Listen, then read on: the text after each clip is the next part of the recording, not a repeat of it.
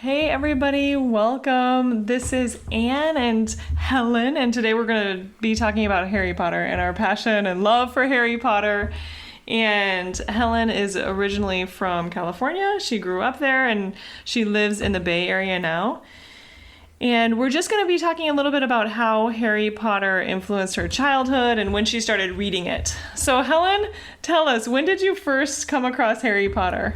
So I think the first time that I came across Harry Potter was when I was in second grade. I had a teacher who would read the first book, The Sorcerer's Stone, to us after recess to try to get us to calm down a little bit. And I found it so exciting, and every time that she would stop, I was like, please, can we just do this the entire class? Yeah. So that was my introduction to it. Yeah, and I just find it to be so suspenseful. You just can't put the books down. Right. You want to keep reading, and every chapter you're just like, oh, more, right? And it's so imaginative, and it just really transports you into another world, which is something that I very much wanted when I was a kid. Yeah. And I used reading a lot to escape and to, feel like I could be in another world. And, Definitely. it was really important for me. And did you feel like you sort of grew up reading Harry Potter? Harry Potter was sort of like a part of your childhood and adolescence. Like you grew up and the books were published, and when the new book was published, you were really excited about it. Something like that. Was it that feeling? Absolutely. Yeah, it was very influential in my life. And so hearing my teacher read the first book and how exciting it was, it made me want to learn how to read it myself. And I started reading it very young. In third and fourth grade is when I started reading Harry Potter books on my own. And I just remember reading the books over and over and over again, just being so excited and feeling really proud that I knew all this trivia, and going to the movies when they came out. And it really got me interested in reading in a way that I don't think I would have been without those books. And because I was such a voracious reader, I think it really helped me to be successful in school. That's what I was thinking, because a lot of the vocabulary is very advanced vocabulary, and a lot of these words are like words on the SAT, for example. So I was thinking it could be really good to expand your vocabulary too, right? Right. And your reading skills, yeah. And tell us about, you were telling me that you listen to the audiobooks too, right? Yeah. On road trips, did you listen to them? Yeah, so I lived in Southern California, and I had an uncle up in Northern California. It's about a 9-hour drive. And so my dad and I would drive up together, and we had the Harry Potter audio cassettes. Whoa. And so we would listen to Harry Potter for like 9 hours straight, and it felt like no time had passed at all. It was like, so we couldn't wait to get back in the car to go home to listen to more Harry Potter. And we would just, we would have to stop to go to the bathroom or get gas or something, and like we didn't want to get out of the car. They're that good, right? Yeah, it was just so engaging. And I do have to say, like, if you have not listened to the audiobooks and you're an audiobook person, definitely do it, because I think they won like a Grammy because Does J.K. Rowling read them? No, it's this actor who does such a great job. Wow. They're just so, I don't know, it's just, for me, it's really nostalgic. Like in 2020, when there was so much stuff going on and it was so overwhelming, I re-listened to the audiobooks, and it just felt really like comforting and nostalgic for me, and just helped kind of center me a little bit. That's really interesting. Yeah, I had always thought about just reading them or watching the movies, but the audiobooks, I've never thought about that. They're so good. And when I finished book 4, I was honestly very sad because I didn't want the book to end. And I felt like crying when it was over because I just loved every second of that book. And then it was like, and then I told my friend, and he's like, no, you can keep reading it again and again and again. And I was like, I know, but now that's true. I could just listen to the audiobook as a way to hear it again, right? In another way. Right. Yeah, and it's such a, I don't know, for me, audiobooks are such a soothing thing. I spend a lot of time commuting. My commute to work is about an hour and a half each way.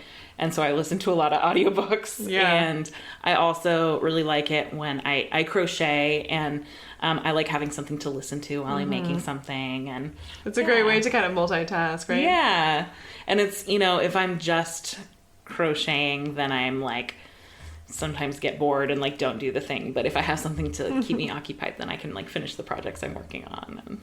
And tell me about how you feel about the movies and the books. Do you feel like the movies are representative of the books? Were you disappointed with the movies, or did you just also fall in love with the movies just as much? I absolutely fell in love with the movies. The first one came out when it came out in 2001, so I think I was in 4th grade, maybe? Oh, okay. I don't remember exactly, but I remember the first day that it came out, and I was so excited, and my mom and I were going to drive to Los Angeles to visit her family.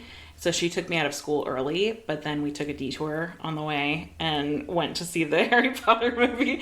And there was like a news crew there, and they were like, wow, what do you think about this? And my mom was really worried that the school admin was going to see that we were on a movie. Did you get an interview? Yeah, we were on the news. Really? Yeah, really, that's really amazing. But I just remember it being so exciting, and because I just loved Harry Potter so much, and being able to see it was so, and the music score and the effects and the acting, it was just like so good. It's definitely not as good as the books, but if you're like, I really want more, then it like provides something else. It misses a lot of, like, the first one is pretty close to the book, but then as you get further and further, they veer off kind of significantly. It's too hard to include everything. Yeah, right? it's just like too short of a. The last book is a 2-part movie, so that's a little bit better, but still there's so much missing, and so that can be kind of hard, Yeah. And there's a lot of stuff that's like hard to capture on film because it's like Harry Potter's inner thoughts, so it's kind of, and that can be like really crucial to the plot as well. Right. So. Yeah, that's really interesting. So you're just a fan of it all. Just yes. Well, I am avoiding seeing the movies, but you're making me want to see them. Just maybe I'm going to finish reading all 7 books and then I'll see the movies after that. I would totally. I watch them probably like every year during Christmas, and it's just, it's like a fun thing to do. I also want to plug, there's a band, I don't think they're still active, but they're called Harry and the Potters. Oh. And it's all songs about Harry Potter, and it's terrible music, and it's so funny. It's like, Voldemort can't stop the rock. That's really hilarious. Yeah, so maybe the listeners will check out that band. It's really good. If you were to give some advice, some of the students that I'm working with have just seen the movies and they haven't read the books. How could they get into the books? How could they start getting kind of like, I don't know. What do you think? Is there a trick to kind of getting that reading habit going if they're not really into reading yet? I don't know how to answer that because I just was, and I don't know if that's something that like, because you started by reading the books and then you saw the movies after that, right? Right. But I feel like, I don't know, what made it special for me is that it didn't feel like a chore. So I think like, sometimes you have to like push yourself to read the first chapter or something. But I feel like if I'm forcing myself to read something like that, I might not be enjoying it as much. So just like giving myself a chance to like see if I can get into it. Yeah. But then kind of only reading when I like want to. Yeah, right. So that it's an pleasurable experience. Yeah. Okay, great. Well, I think that's wonderful. I think that kind of concludes our conversation. Anything else you want to mention? I'm just so excited for you that this is your first time through the books. Yes. And it's been sort of a life-changing experience for me to read Harry Potter. You finally know what everyone's talking about. Yeah, right, exactly. Did you think people were like exaggerating? I should have read them earlier. Now I'm reading them in my 40s. I'm a little bit of a late, late bloomer here. But yeah, now I'm kind of understanding what all the hype is around this book. Yeah.